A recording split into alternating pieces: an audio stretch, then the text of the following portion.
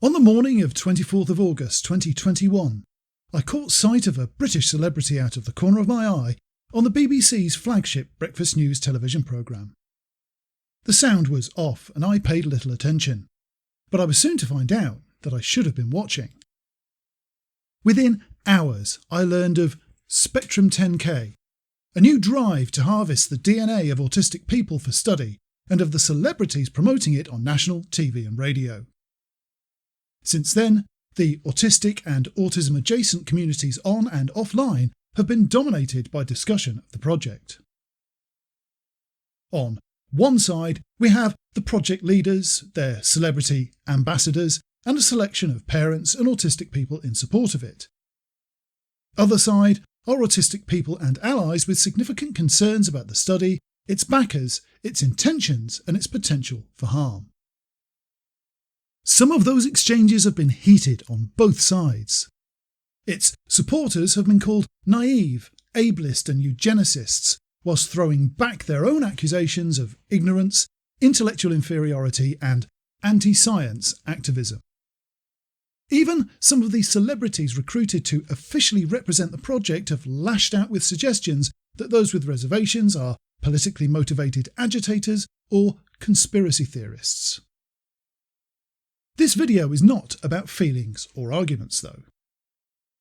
The organisers tell us that their gathering of our genes will lead to better lives for autistic people, though quite how hasn't yet been revealed. So far, their main response to questions has been to simply repeat that they are not directly involved in eugenics research, even though they can't guarantee their data won't be used for prenatal screening for selective abortion by somebody else. The autistic community is highly engaged with the scientific discourse about us, and yes, if you don't already know me or the channel Autismatic, I'm autistic myself. Highly focused interests are a hallmark of the autistic mind, and for many of us, understanding how our feelings, problem solving and communication distinguish us from the neurotypical majority has been at the centre of our attention for years. It's no secret that many autists gravitate towards careers in science and technology. It was the high prevalence of autistic children in and around Palo Alto, the Silicon Valley of the 1980s and 90s, that alerted scientists to the heritability of autism in the first place. I have autistic friends and acquaintances who are qualified and respected in the fields of genetics, medicine, psychiatry, sociology and autism research, who've all expressed grave misgivings about this venture. Others, like myself, have spent lifetimes studying, reading and collating autistic experiences to develop a solid understanding of the commonalities of autistic life. Amongst the numerous questions asked about Spectrum 10K are pressing issues of ethics and morality that need to be addressed before it should go ahead. There are holes within the administration of the project and its intentions for the data gathered that may put autistic lives at risk too. It's impossible to do them all justice in a bite-sized YouTube video like this. I know, I've tried. So I want to explore one question which lies far away from the heightened emotions and discussions of eugenics that have received the most attention. It's a simple question, and one which should be simple to answer. Is now the right time for this research? The drive to know more about our world and ourselves is a defining characteristic of science. The very word science is taken from the Latin word for knowledge. From the natural philosophers of ancient Greece to the geneticists and social engineers of today, our ever-increasing understanding of our world and ourselves has made our lives healthier, longer and more comfortable. It's opened up possibilities that were unimaginable to our ancestors. Even the visionaries of the last century spent far more time predicting flying cars and complete meals in an easy-to-swallow pill than the potential of a worldwide information exchange that everyone could hold in the palm of their hand. This channel is one of many on YouTube dedicated to educating about autistic life and social issues. There are hundreds of podcasts and thousands of blogs, commentators and citizen journalists doing the same. Why? Because current science is still a long way from understanding what autism actually is, let alone what potential is being wasted in a world which has historically pushed autistic people, with or without a formal diagnosis, to the fringes of society. You may think that there are thousands of autism experts out there holding the answers, but you'd be mistaken. Very few of those experts know what it's like to actually be autistic. Only a fool would say that just being autistic is enough to qualify one as an expert in autism. But it's equally foolish to say that someone who is not autistic could be as effective an expert as an autist with the same academic background. The diagnosis of autism has always and still largely is based on external observations of behaviours rather than the thoughts and feelings of the person being assessed. The opinions of parents, teachers and doctors take precedence over the thought processes of the patient. Even today, adults seeking diagnosis are asked to put forward parents or loved ones as participants in a diagnostic process which asks more about our childhoods than our experiences as adults in a hostile world. Imagine a couple going to see a therapist about their relationship, but the therapist is only interested in watching them argue, then asking their parents if they'd always argued like that, and you get a pretty good idea of the current diagnostic system. Even the state-sanctioned therapy recommended to parents of autistic kids, ABA, seeks only to correct so-called challenging behaviours, rather than understanding the confusion, emotional turmoil or even abuse that may lie behind them. The current public perception of autism is still one of disability, deficiency and a lack of basic humanity, which many of us have been struggling to correct for years. Amongst those behind the Spectrum 10 case study are people who were directly responsible for some of those damaging misconceptions. The majority of autistic adults remain undiagnosed, but increasingly people are coming forward seeking adult diagnosis. People who have spent a lifetime being excluded, bullied and ridiculed for seeing the world differently to their majority peers. When I was first identified as autistic, Lorna Wing, one of the founders of the UK's National Autistic Society, had not long published her paper outlining the possibility of an autism spectrum. Over the next few years, more and more diagnoses like mine led to the spectrum being formally adopted as part of the diagnostic manuals.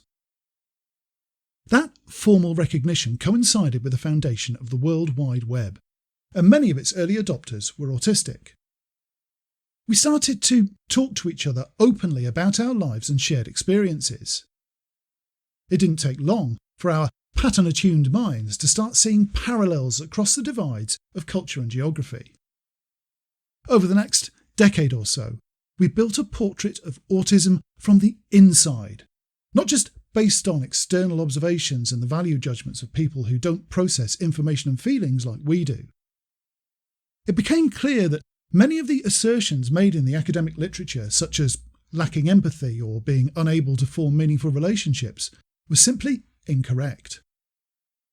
We built solid, long-lasting friendships across oceans and had no difficulty in recognising and feeling the emotional burdens of other autists. The picture that emerged was of how we absorb information, how we process it, and how we express ourselves. It was very different to the established academic tableau.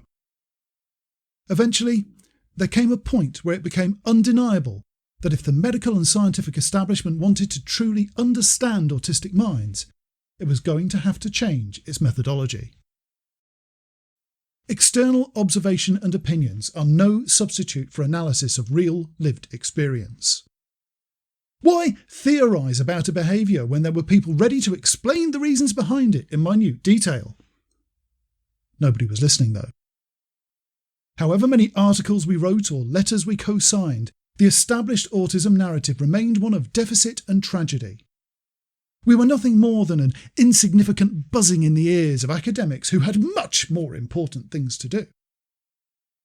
In 2021, that status quo has barely changed. Yes, there are a few more openly autistic people in the public eye, even a few of us working in autism research, but the vast majority of us remain in the shadows because of the real-world consequences of being open in a society which punishes nonconformity ruthlessly and without consequence. Channels like this exist because we need to redress the balance, to educate people about what being autistic in the present day is really like, which is especially comforting for those who've only recently identified as autistic. When you've lived a life at the fringes of society because your distinctive personality and skills don't fit in, it's a blessing to learn of the many other outcasts like you sharing the experience. It's a revelation to understand how the traits that have been singled out as typical of autism can often be traced to the difficulties we have being understood or taken seriously. It's even more reassuring to know that there are thousands of people like us out there actively trying to make the world a better place. This is why the timing of this study is so inappropriate. How can we do a meaningful search for autism-related genes when current science has an incomplete understanding of what autism actually is? How can we even justify genetic research when we cannot act on the lessons already learned and local authorities are crying out for funding to fulfil basic needs? There are already countless ways in which autistic life could be improved immediately, which have long been ignored. Autistic adults are rarely heard above the din of bogus therapists, distressed parents, and billion-dollar financial interests invested in maintaining the idea that being autistic is a problem in itself. Advocates like myself put immense time and energy into explaining how small changes in the way our societies work can benefit all of us, autistic and non-autistic alike. Employers could stop filing applications from openly autistic candidates in the bin. Barriers to identification could be removed. Recognition of the value of specialists over generalists would make both work and education a less traumatic experience, and allowing autistic voices to be at the forefront of research instead of shouting into the wind from some distant peak would help us towards a better definition of autism and a more accurate academic understanding of what being autistic actually means.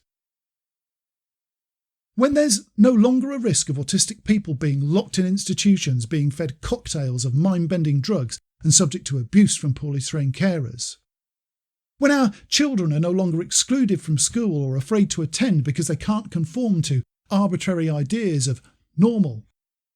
When not one of us feels fear at the prospect of stating we're autistic on a job application, a dating profile or a social media bio. Only then can you sample my DNA, and not a moment before. Thank you for watching. I've chosen to talk about only one of the concerns raised about Spectrum 10K, but there are many more. Feel free to discuss them in the comments, but for now, please don't forget to leave a like, subscribe to the channel, and if you really want to show your support, become a patron on Patreon.